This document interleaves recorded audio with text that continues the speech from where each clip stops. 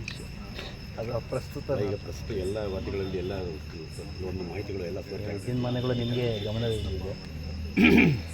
ಖಂಡಿತ ಆ ಥರದ್ದೇನು ಇಲ್ಲ ಸರ್. ಸ್ವಲ್ಪ ಹೈಕಮಾಂಡ್ ಆಲ್ರೆಡಿ ಹೇಳಿದೆಯಲ್ಲ ಏನಂತ ತಿಳ್ಕೊಳ್ಳಿ. ಆಡಳಿತ ಪಕ್ಷದಲ್ಲಿ ಗೊಂದಲ ಮೂಡಿದೆ, ಆಡಳಿತ ಪಕ್ಷದಲ್ಲಿ ಎಲ್ಲ ಬಿರುಕು, ಆಡಳಿತ ಪಕ್ಷದಲ್ಲೆಲ್ಲ ರಾಜೀನಾಮೆ ಕೊಡ್ತಾರೆ, ಕೇಳ್ತಾರಲ್ಲ, ಅದಕ್ಕಾಗಿ ನಮ್ಮನ್ನು ಆಡಳಿತ ಪಕ್ಷದಲ್ಲಿ 136 ಸೀಟ್ ಇಟ್ಕೊಂಡು ಬಿರುಕು ಅಂದರೆ ಅದನ್ನು ಯಾರೂ ಒಪ್ಪುವಂಥದ್ದಲ್ಲ. ಮೊದಲನೇ ವಿಚಾರ ಬಿರುಕಿರೋದು ಬಿ ಜೆ ಪಿಯಲ್ಲಲ್ಲ, ನಾನು ಅಲ್ಲೇ ಇದ್ದು ತಾನೆ, ಅಲ್ಲಿ ಡೀಟೈಲಾಗಿ ನೋಡಿದ್ದೀನಿ ಅವ್ರದ್ದೇನು ಕತೆ ಅಂತ. ಹೌದು ತಾನೆ? ಒಂದು 10 ಸಮಾಜದ ಲೀಡರ್ಗಳನ್ನ ಗುರುತಿಸಕ್ಕೆ ಹೇಳ್ರಿ, ಅಲ್ಲಿ ಇದ್ದಾರೆ. ಒಂದು 10 ಸಮಾಜದ ಲೀಡರ್ಗಳ ಹೆಸರು ಹೇಳ್ರಿ ನಿಮ್ಮ ಕೈಲಾದ್ರೆ ಪ್ರೆಸಿಡೆಂಟ್. ನಿಮ್ಮನ್ನು ಗುರುತಿಸಲ್ಲ ಸರ್, ನಿಮ್ಮ ಮಿನಿಸ್ಟರ್ ಪೋಸ್ಟ್ ಝೀರೋ ಟ್ರಾಫಿಕಲ್ಲಿ ಗುರುತಿಸಿದ್ರಲ್ಲ ನಮ್ಮನ್ನು. ಅಲ್ಲ, ನಿಮ್ಮ ಮಿನಿಸ್ಟರ್ ಪೋಸ್ಟ್ ಕೊಟ್ಟಿದ್ದು ನಿಮ್ಮನ್ನು ಐಡೆಂಟಿಫೈ ಮಾಡತ್ತಾನೆ. ಮಿನಿಸ್ಟರ್ ಪೋಸ್ಟ್ ನಮಗೆಲ್ಲ ಕೊಟ್ಟಿದ್ರಿ ಅಂತೇಳಿ ಝೀರೋ ಟ್ರಾಫಿಕಲ್ಲಿ ಕರ್ಕೊಂಬಂದು ಮಾಡಿಲ್ಲ ಅಧ್ಯಕ್ಷರು. ನೀವು ಪ್ರೆಸ್ ಅಧ್ಯಕ್ಷರು, ನಿಮಗೆ ಗೊತ್ತಿಲ್ಲ. ಹಾಗಾಗಿ ಯಾವುದೇ ಸಮಾಜದವರು ಯಾರು ಇಲ್ಲ. ಒಂದು ಎಲ್ಲ ಸಮಾಜಗಳವರು ಇರೋವಂಥ ಕಾಂಗ್ರೆಸ್ ಪಾರ್ಟಿಯಲ್ಲಿ ಮಾತ್ರ ಸರ್ ಎಲ್ರಿಗೂ ಒಂದು ಸಮಾನ ಅವಕಾಶ ಸಿಗುತ್ತೆ. ಅದು ಎಲ್ಲ ಗೊತ್ತಿದೆ ವಿಚಾರ. ಇವತ್ತು ಖಂಡಿತ ಏನು ಬದಲಾವಣೆ ಇಲ್ಲ ಅಂತೇಳಿ ನಮ್ಮೆಲ್ಲ ಲೀಡರ್ಗಳು ಹೇಳಿದ್ದಾರೆ, ನೀವುಗಳು ನೋಡಿದ್ದೀರಿ. ಅದನ್ನು ಮಾತಾಡೋದು ಈಗ ಬದಲಾವಣೆ ಇಲ್ಲ ಅಂತೀರಾ? ಪ್ರತಿಯೊಬ್ಬ ಸಚಿವರು ಕೂಡ ಡಿಲ್ಲಿಗೆ ಹೋಗಿ ಹೈಕಮಾಂಡ್ ಭೇಟಿ ಆಗ್ತಿದ್ದಾರೆ, ಇದಕ್ಕೆ ಸಂಪೂರ್ಣ ಒಂದು ಮಾಹಿತಿ ಕೊಡ್ತಾರೆ, ಅದನ್ನು ಬೇರೆ ದಿಕ್ಕು ತರ್ತಾರೆ ಅಂತ ಹೇಳಿ. ಶಾಸಕರು ಹೋಗಿದ್ದಾರೆ ಅಂದರೆ ಅರ್ಥ ಐತೆ, ಸಚಿವರು ಹೋಗಿದ್ದಾರೆ ಅಂದರೆ ಅರ್ಥ ಐತೆ. PWD ಸಚಿವರು ಹೋದರೆ PWD ಸೆಂಟ್ರಲ್ PWD ಅಂತ ಗ್ರಾಂಟ್ ತರಬೇಕು ತಾನೆ. ಇರಿಗೇಷನ್ ಸಚಿವರು ಹೋದರೆ ಏನು 5300 ಕೋಟಿ ಬಡ್ಜೆಟಲ್ಲಿ ಘೋಷಣೆ ಮಾಡಿದಂಥವ್ರು, ನಾವಿದ್ದಾಗ ಘೋಷಣೆ ಮಾಡಿದಂಥವ್ರು ನಮ್ಮ ಅಪ್ಪರ್ ಭದ್ರ ಕೊಡಲೇ ಇಲ್ವಲ್ಲ. ಅದ್ರ ಬಗ್ಗೆ ಇರಿಗೇಷನ್ ಸಚಿವರು ಹೋದರೆ ಆ ಮಾಹಿತಿ ಕೇಳಲಿಕ್ಕೆ ಹೋಗ್ತಾರೆ. ಇನ್ಯಾವ ಸಚಿವರು ಹೋಗಿದ್ದಾರೆ? ಹೋಗಿರೋದೇ PWD ಸಚಿವರು. ಇವರು PWD ಸಚಿವರು ಫ್ರೀಕ್ವೆಂಟಾಗಿ ಹೋಗ್ತಾ ಇರ್ತಾರೆ. ಈ ಹಿಂದೆ ಜಾಕೀರ್ ಹೊಳೆ ಸಬ್ಜೆಕ್ಟ್ಗಳು ಹೋದಾಗ ಗೊತ್ತಿದೆಯಲ್ಲ, ಮೀಡಿಯಾ ಅವ್ರಿಗಿಂತ ಬೇರೆ ಯಾರು ನಿಮ್ಮಂಥವ್ರು ಕೇಳಿದ್ರೆ ಆ ಥರದ್ದು ಏನೂ ಇಲ್ಲ ನನಗೆ ತಿಳಿದ ಮಟ್ಟಿಗೆ. ಈಗ ನೀವು ನೋಡಿದ್ದೀರ ವಿಚಾರಗಳು ಏನಂತ ಹೇಳಿದ್ರೆ, ನಾನು ಮಾಡಿದ್ರೆ ಸರಿ ಇಲ್ಲ, ಅವರು ಮಾಡಿದ್ರೆ ತಪ್ಪು ಅಂದರೆ ತಪ್ಪಾಗುತ್ತೆ. ಹೌದು ತಾನೆ? ಹಿಂದೆ ಕುಮಾರಸ್ವಾಮಿ ಅವರು ವಾಪಸ್ ಕೊಟ್ಟವ್ರೆ 13,000 ಸ್ಕ್ವೇರ್ ಫೀಟ್ ತೊಗೊಂಡು. ಅದೇ ರೀತಿಯಲ್ಲಿ ಇವರು ಅಶೋಕ್ ಅವರು ವಾಪಸ್ ಕೊಟ್ಟಿದ್ದಾರೆ ತಗೊಂಡು. ನಾನು ಕೋರ್ಟಿಂದ ಕ್ಲೀನ್ ಚಿಟ್ ಬಂದಿದೆ ಅಂತ ಮುಖ್ಯಮಂತ್ರಿಗಳೆಲ್ಲ ಸೈನ್ ಹಾಕಿದ್ದಾರೆ. ಕ್ಯಾಬಿನೆಟಲ್ಲಿ ಡಿಸ್ಕಷನ್ ಆಗಿದೆ, ಇಲ್ಲ ಸೆಷನ್ಗೆ ಬಂದಿದೆ. ಮುಖ್ಯಮಂತ್ರಿಗಳ ನಗರಾಭಿವೃದ್ಧಿ ಸಚಿವರ ಹೋದಲ್ಲಿ ಇವತ್ತಿನ ಇಶ್ಯೂನ ಅದು. That issue not at all related to ನಮ್ಮ ಗೌರ್ಮೆಂಟ್ ಬಂದ ಮೇಲೆ ರಿಲೇಟೆಡೇ ಅಲ್ಲ. BJP ಸರ್ಕಾರದಲ್ಲಿ ನಡೆದಿದ್ದಂಥದ್ದಲ್ಲ. ನೈತಿಕ ಹೊಣೆ ಅವ್ರು ಒತ್ತಬೇಕಾ, ನಾವು ಒತ್ಬೇಕು. BJP ಸರ್ಕಾರ ಇದ್ದಂಥ ಸಂದರ್ಭದಲ್ಲಿ ಆದಂಥ ನಿರ್ಣಯಗಳು ತಗೊಂಬಂದು ನಮ್ಮ ಸರ್ಕಾರಕ್ಕೆ ಹೊಣೆಗಾರಿಕೆ ಮಾಡಿದ್ರೆ ಯಾರು ಒಪ್ಪಲಿಕ್ಕೆ ಸಾಧ್ಯ ಅಲ್ಲ. ನಮ್ಮ ಮುಖ್ಯಮಂತ್ರಿಗಳ ಸಂದರ್ಭದಲ್ಲಿ ನಮ್ಮ ಸರ್ಕಾರಕ್ಕೆ ಬಂದಂಥ ಸಂದರ್ಭದಲ್ಲಿ ಆದೇಶಗಳಾಗಿದ್ದರೆ ಹೌದಪ್ಪ ಅಂತೇಳಿ ಹೇಳ್ಬೋದು. ಅವ್ರಿಗಿಲ್ಲದೆ ಇರೋ ನೈತಿಕ ಹೊಣೆ ನಮ್ಮ ಮುಖ್ಯಮಂತ್ರಿಗಳು ನೈತಿಕ ಹೊಣೆ ಒತ್ತಬೇಕಂದ್ರೆ ಯಾವ ನ್ಯಾಯ ಐತೆ? ಆಮೇಲೆ ರಾಜಕಾರಣ 80ರದಲ್ಲ ಇದು. ರಾಜಕಾರಣ 2024. 80ರ ರಾಜಕಾರಣನೇ ಬೇರೆ, 24ರ ರಾಜಕಾರಣನೇ ಬೇರೆ, ಮುಂದಕ್ಕೆ ಬರೋ ರಾಜಕಾರಣನೇ ಬೇರೆ.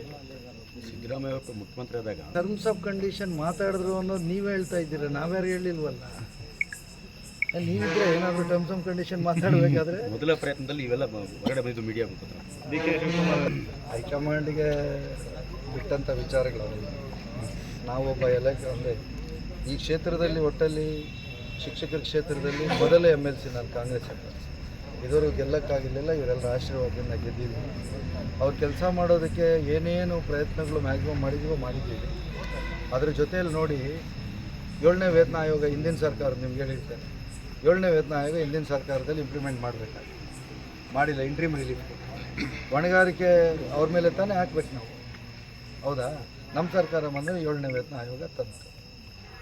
ಅನುದಾನಿತ ಶಾಲೆಗಳಲ್ಲಿ 2015ರಿಂದ 2020ವರೆಗೂ ಇರುವಂಥ ಖಾಲಿ ವೇಕೆನ್ಸಿಗಳನ್ನು ತುಂಬುವಂಥ ಕೆಲಸ ಹಿಂದಿನ ಸರ್ಕಾರದಲ್ಲಿ ಮಾಡಲಿಲ್ಲ.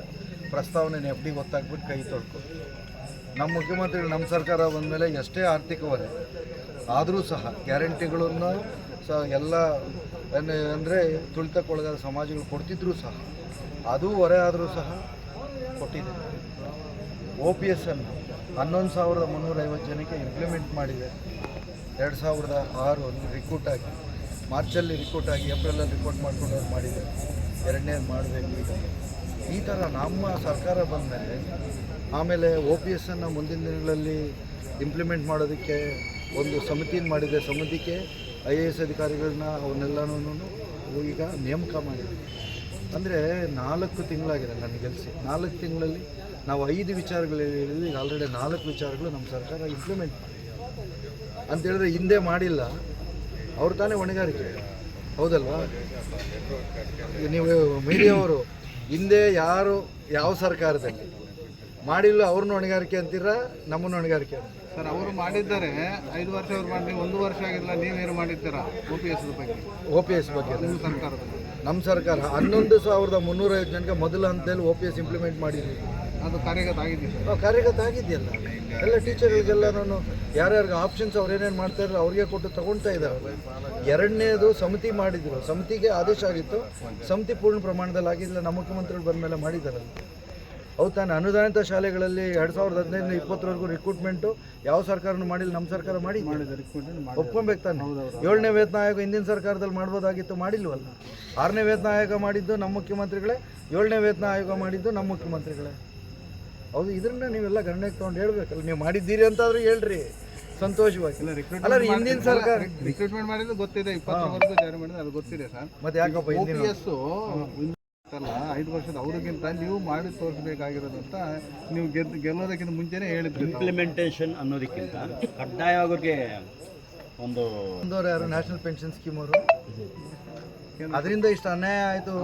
2,63,000 ಸರ್ಕಾರನವ್ರಿಗೆ ಅನ್ಯಾಯ ಆಯಿತು ಅಂತ ನೀವು ಮೀಡಿಯಾವ್ರು ಬರೀಬೇಕಲ್ಲ.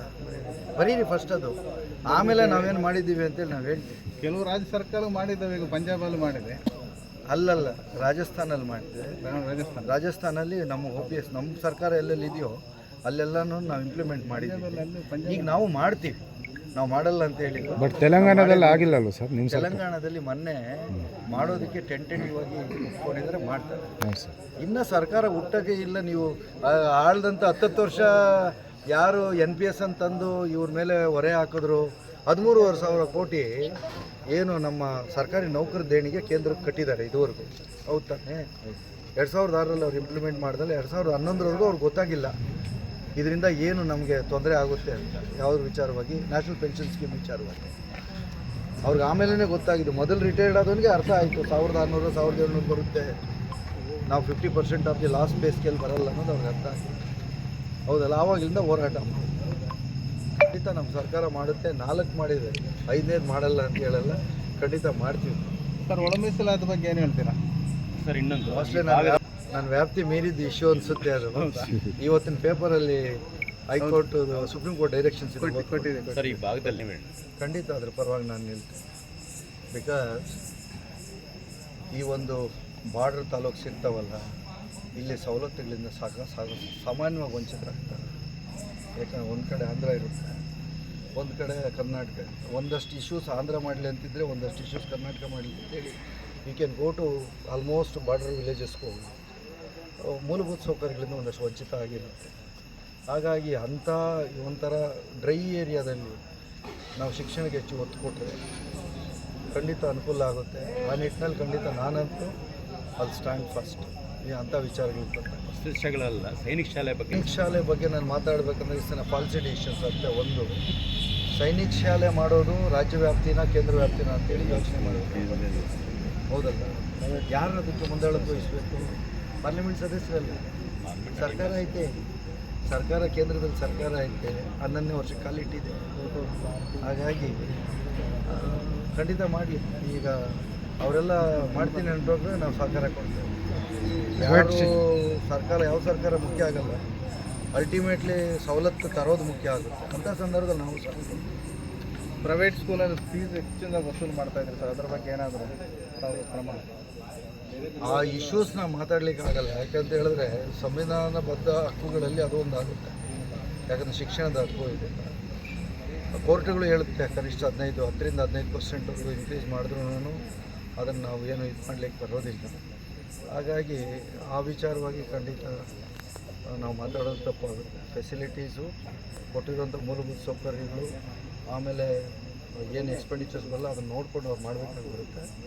ಅದಕ್ಕೆ ನಿಮ್ಗೆ ಗೊತ್ತಿದೆ, ಶುಲ್ಕ ನಿಗದಿ ಮಾಡುವಂಥ ಒಂದು ಸಮಿತಿನೂ ಇದೆ ರಾಜ್ಯದಲ್ಲಿ. ಅದ್ರ ಮುಂದೆ ನಾವು ಪ್ರೆಸೆಂಟ್ ಮಾಡಿ ಅಲ್ಲಿಂದ ಯಾವ ಥರ ರಿಪೋರ್ಟ್ ಕೊಡ್ತಾರೆ ನೋಡಿಕೊಂಡೇ ಮಾತಾಡಬೇಕು. ಎಷ್ಟೆಷ್ಟು ನಿಗದಿಪಡಿಸಿದ್ರು? ಫೀಸ್ನ ಈಗ ನನ್ನ ಕ್ಷೇತ್ರ ವ್ಯಾಪ್ತಿ 36 ತಾಲೂಕು, 5 ಜಿಲ್ಲೆ ಅಲ್ಲ. ತಾಲೂಕು ಹೆಡ್ ಕ್ವಾರ್ಟರ್ಸಲ್ಲಿ ಬೇರೆ ಇರುತ್ತೆ, ಜಿಲ್ಲಾ ಹೆಡ್ ಕ್ವಾರ್ಟರ್ಸಲ್ಲಿ ಬೇರೆ ಇರುತ್ತೆ. ಎಜುಕೇಷನಲ್ ಹಬ್ ಇರೋ ಕಡೆ ಈಗ ದಾವಣಗೆರೆ ಎಲ್ಲ ತೊಗೊಂಡ್ರೆ ಅಲ್ಲೇ ಬೇರೆ, ತುಮಕೂರೇ ಬೇರೆ, when you come to borders ಈ ಕಡೆನೇ ಬೇರೆ ಇರುತ್ತೆ. ಹಾಗಾಗಿ ವೇರಿ ಆಗುತ್ತೆ. ಹಾಗಾಗಿ 3 ಥರದಲ್ಲಿ ಅದನ್ನು ವ್ಯಾಖ್ಯಾನ ಮಾಡಬೇಕು. ಮುಂದಿನ ದಿನಗಳಲ್ಲಿ ಮಾಡ್ತೇನೆ. It is too early to talk. ಅಲ್ಲ ಸರ್, ಆ ಲಿಮಿಟನ್ನ ಇರಬೇಕಲ್ವ ಅವರು? ಆ ಲಿಮಿಟ್ ಬಿಟ್ಟು ಹೋಗಿದ್ದು ಮೇರಿ ತಾಲೂಕಲ್ಲಿ ನನ್ನ ಆ್ಯಕ್ಚುಲಿ ಹೇಳ್ಬೇಕಂದ್ರೆ ಅದನ್ನು ಗಮನಕ್ಕೆ ತರುವ. ಯಾಕಂದರೆ ಎಲ್ಲಿ ಈ ಒಂಥರ ಈ ಬಯಲು ಸೀಮೆ ಪ್ರದೇಶಗಳಿರ್ತಾವಲ್ಲ, ಅಲ್ಲೆಲ್ಲ ಬದುಕುಗಳು ಕಟ್ಕೊಳ್ಳೋದೇ ಕಷ್ಟ ಆಗಿದೆ. ಅಂಥ ಸಂದರ್ಭದಲ್ಲಿ ಶಿಕ್ಷಣಕ್ಕೆ ಹೆಚ್ಚು ಒತ್ತು ಕೊಟ್ಟು ಸಮಾನ ಸೌಲಭ್ಯಗಳನ್ನು ಸರ್ಕಾರ ಕೊಟ್ಟು, ಖಾಸಗಿಯವರಿಗೆ ಸಮಾನ ಸೌಲಭ್ಯಗಳು ಕೊಟ್ಟು ಶಿಕ್ಷಣಕ್ಕೆ ಆದ್ಯತೆ ಕೊಟ್ಟು ಮಾಡಿಸೋದು ಸರ್ಕಾರದ ಕರ್ತವ್ಯ ಆಗುತ್ತೆ. ಆ ನಿಟ್ಟಿನಲ್ಲಿ ಖಂಡಿತ ನಾವು ಕೈ ಜೋಡಿಸ್ತೇವೆ. ಕೊನೆಯದಾಗಿ ಪವರ್ ಕ್ಷೇತ್ರದ ಬಗ್ಗೆ ಜನರಿಗೆ ನೀವೇನು ಹೇಳ್ತೀರಿ? ಶಿಕ್ಷಕರಿಗೆ ಏನಿಲ್ಲ. ಈಗ ನಾನು ಹಾಸ್ಟೆಲ್ ಬೆಳೆದೆ. ನನ್ನ ಹಾಸ್ಟೆಲ್ ಬೆಳೆದಾಗ ಪಾವಗಡದಿಂದ ಹೈಯೆಸ್ಟ್ ಜನ ಇದ್ದರು. ಇವತ್ತು ಏನು ನಾಗರಾಜ್ ಕಮರ್ಷಿಯಲ್ ಟ್ಯಾಕ್ಸ್ ಆಫೀಸರ್ ಆಗಿ ರಿಟೈರ್ಡ್ ಅದೆಲ್ಲ ಅವರು ಹಾಸ್ಟೆಲಲ್ಲಿದ್ದರು. ನಾಗಭೂಷಣ್ ಅಂತೇಳಿ ನನ್ನ ಕ್ಲಾಸ್ಮೇಟ್, ಅವನಿಲ್ಲ ಇವತ್ತು, ಅವನು ನನ್ನ ಜೊತೆಲ್ಲ ಹಾಸ್ಟೆಲ್. ಅತಿ ಹೆಚ್ಚಿನ ಸಂಖ್ಯೆಯಲ್ಲಿ ಹಾಸ್ಟೆಲ್ ಗಾಂಧಿನಗರದಲ್ಲಿ ನಮ್ಮ ಪಾವಗಡದವರು ನನ್ನ ಜೊತೆ ನಾನು ಹೋದೆ. ಹಿಂದೆ ಒಂದು ಸಮಯ ಇತ್ತು, ಕೋಲಾರ ಪಾವಗಡ ಅಂತ ಹೇಳಿದ್ರೆ ಹೆಚ್ಚಿನ ಅಡ್ವೊಕೇಟಿನ ಪ್ರೊಡ್ಯೂಸ್ ಮಾಡೋಂಥ ಕ್ಷೇತ್ರಗಳು. ಹೌದು ತಾನೆ? ಹೈಯೆಸ್ಟ್ ಕೋಲಾರನ ಏನು ಹೇಳ್ತಾ ಇದ್ದು, ಕರ್ನಾಟಕ ಅಡ್ಮಿನಿಸ್ಟ್ರೇಟಿವ್ ಸರ್ವಿಸ್ ಬದಲು ಕೋಲಾರ ಅಡ್ಮಿನಿಸ್ಟ್ರೇಟಿವ್ ಸರ್ವಿಸ್ ಅಂತ ಅತಿ ಹೆಚ್ಚಿನ ಸಂಖ್ಯೆಯಲ್ಲಿ KS ಅಧಿಕಾರಿಗಳಾಗಿದೆ. ಇವತ್ತು ಆ ಪರಿಸ್ಥಿತಿ ಇಲ್ಲ. ಸ್ಪರ್ಧೆ ತುಂಬ ಡೀಪ್ ಆಗಿದೆ. ಈಗ ನಾವೆಲ್ಲ KS ಬರೆದಾದ ಸಂದರ್ಭದಲ್ಲಿ ಬೇರೆ ಈಗಿನ ಸಂದರ್ಭನೇ. ಅಂಥ ಕಡೆ ಹೆಚ್ಚಿನ ಶಿಕ್ಷಣಕ್ಕೆ ಆದ್ಯತೆ ಕೊಟ್ಟು ಮಕ್ಕಳ ಪ್ರತಿಭೆಗಳನ್ನು ಗುರುತಿಸಿ ಯಾವ್ಯಾವ ಕ್ಷೇತ್ರದಲ್ಲಿ ಅವರು ಲೈಫನ್ನು ಲೀಡ್ ಮಾಡಲಿಕ್ಕೆ ಸೃಷ್ಟಿ ಮಾಡ್ಕೊಂಡು ಸಾಧ್ಯವಾಗುತ್ತೋ ಅಂಥ ಕ್ಷೇತ್ರಗಳಲ್ಲಿ ಖಂಡಿತ ನಮ್ಮ ಸರ್ಕಾರ ಸಹ ಎರಡು ಮಾಡ್ತೀವಿ ಅಲ್ವಾ. ಹೋಗ್ತಾ ನಾವು ಹೆಚ್ಚಿನ ಆದ್ಯತೆ ಕೊಡಬೇಕಾಗ್ಬಿಡುತ್ತೆ. ನಮಗೆ ಬರೋ ಗ್ರಾಂಟಲ್ಲಿ ಈ ಕಡೆ ಹೆಚ್ಚಿನ ಗ್ರಾಂಟನ್ನು ಹಾಕ್ಕೊಡ್ತೇನೆ. ವಿಶೇಷವಾಗಿ ನಾನು ಗ್ರಾಂಟ್ ತರಲಿಕ್ಕೂ ಪ್ರಾಮಾಣಿಕ ಪ್ರಯತ್ನ ಮಾಡ್ತೇನೆ. ಈ CSR ಅಡಿಯಲ್ಲಿ ಒಂದಷ್ಟು ಕಡೆ ಮಾತಾಡಿದ್ದೀನಿ. ಅವ್ರು ಕೊಡುವಂಥ ಸಂದರ್ಭದಲ್ಲಿ ಒಂದಷ್ಟು ದೊಡ್ಡ ದೊಡ್ಡ ಶಾಲೆಗಳಲ್ಲಿ ನೀವು ನೋಡಿರ್ತೀರ, 500,000 ಇರೋ ಶಾಲೆಗಳಲ್ಲಿ, ಸರ್ಕಾರಿ ಶಾಲೆಗಳು ಮಧ್ಯಾಹ್ನದ ಬಿಸಿ ಊಟದ ಸಂದರ್ಭದಲ್ಲಿ ನೆಲದಲ್ಲಿ ಕೂತ್ಕೊಂಡು ಊಟ ಮಾಡ್ತಾರೆ. ಅವ್ರಿಗೆ ಪ್ರೇಯರ್ ಹಾಲ್ ಅಂತ ಮಾಡಿದ್ರೆ ಪ್ರೇಯರ್ ಹಾಲ್ ಬೆಳಗ್ಗೆ ಮಧ್ಯಾಹ್ನಕ್ಕೆ ಅಲ್ಲೇ ಕೂತ್ಕೊಂಡು ಊಟ ಮಾಡೋದಕ್ಕೆ ಅವಕಾಶ. ಈ ಥರ ಒಂದಷ್ಟು ಚಿಂತನೆಗಳು ಮಾಡಿದ್ದೇನೆ. ಎಲ್ಲೆಲ್ಲಿ ಹೈಸ್ಕೂಲ್ಸಲ್ಲಿ ಹೆಣ್ಮಕ್ಳಿಗೆ ಟಾಯ್ಲೆಟ್ಸ್ ಇಲ್ಲೋ ಅದನ್ನು ಆದ್ಯತೆ ಮೇಲೆ ಮಾಡುವಂಥದ್ದು. ಯಾಕಂದರೆ ವಯಸ್ಸಿಗೆ ಬಂದಂಥ ಹೆಣ್ಮಕ್ಳಿಗೂ ಟಾಯ್ಲೆಟ್ ಇಲ್ಲ ಅಂದರೆ ಅದು ಒಳ್ಳೆ ಮೆಸೇಜ್ ಅಲ್ಲ. ಹಿರಿಯೂರಲ್ಲಿ ಮಾಡಿದ್ದೇವೆ, ಅದನ್ನ ಎಲ್ಲೂ ಇಂಪ್ಲಿಮೆಂಟ್ ಮಾಡ್ತೀವಿ. ಶಿಕ್ಷಕರ ಕೊರತೆ ತುಂಬ ಇದೆ ಸರ್ ತಾಲೂಕು. ಕೊರತೆನ ಈಗ ರಿಕ್ರೂಟ್ಮೆಂಟ್ ಮಾಡಬೇಕು. ಮೊನ್ನೆ 12,000 ತುಂಬಬೇಕಾಗಿತ್ತು. ಒಂದಷ್ಟು ಗೈಡ್ಲೈನ್ಸಲ್ಲಿ ಬದಲಾವಣೆ ಮಾಡ್ಕೊಳೋದಕ್ಕೆ ಲೇಟ್ ಆಗಿದೆ. ಈಗ ನೀವು ನೋಡಿ, ಅತಿಥಿ ಶಿಕ್ಷಕರನ್ನು ಆಗಸ್ಟ್, ಸೆಪ್ಟೆಂಬರ್, ಅಕ್ಟೋಬರಲ್ಲಿ ತುಂಬೋರು. ಈ ಸಲ before commencement of the academic ಇಯರೇ ಸರ್ಕಾರ ಅವಕಾಶ ಮಾಡಿಕೊಡು. 39,000 ಅತಿಥಿ ಶಿಕ್ಷಕರು ಅಲ್ಲಿಯಾಗಿ ಅಂದರೆ ಅಕಾಡೆಮಿಕ್ ಇಯರ್ ಸ್ಟಾರ್ಟ್ ಆಗೋಕ್ಕೆ ಮೊದಲೇ ತುಂಬಿದ್ದಾರೆ. ಮೊದಲು ಅದು ಆಗ್ತಿರ್ಲಿಲ್ಲ. 4 ತಿಂಗಳು 5 ತಿಂಗಳು ಅವ್ರು ಬಂದಿದ್ದ ತಕ್ಷಣ ಮತ್ತೆ ಹೊರೆ ಬದಲಾಡಬೇಕು. ಆಗಸ್ಟ್ ಮೇಲೆ ತುಂಬ್ತಾ ಇದ್ರು. ಈಗ ಅದೆಲ್ಲ ಇಲ್ಲ. ಹಾಗಾಗಿ ಸಣ್ಣ ಇಶ್ಯೂಸ್ನೂ ತಗೊಂಡು ಕೆಲಸ ಮಾಡ್ತಾರೆ. ಇಲ್ಲಿಂದ ಆಂಧ್ರಕ್ಕೆ ಹೋಗ್ಬೇಕಂದ್ರೆ ಆ KSRTC ರಿಸ್ಟ್ರಿಕ್ಷನ್ಸ್ ಇದೆ ಸರ್ ಜಾಸ್ತಿ. ಶಾಸಕರಿಗೆ okay sir, thank you sir. ಅದು ನೋಡಿ ಸರ್. ನಾನು ವ್ಯಾಪ್ತಿ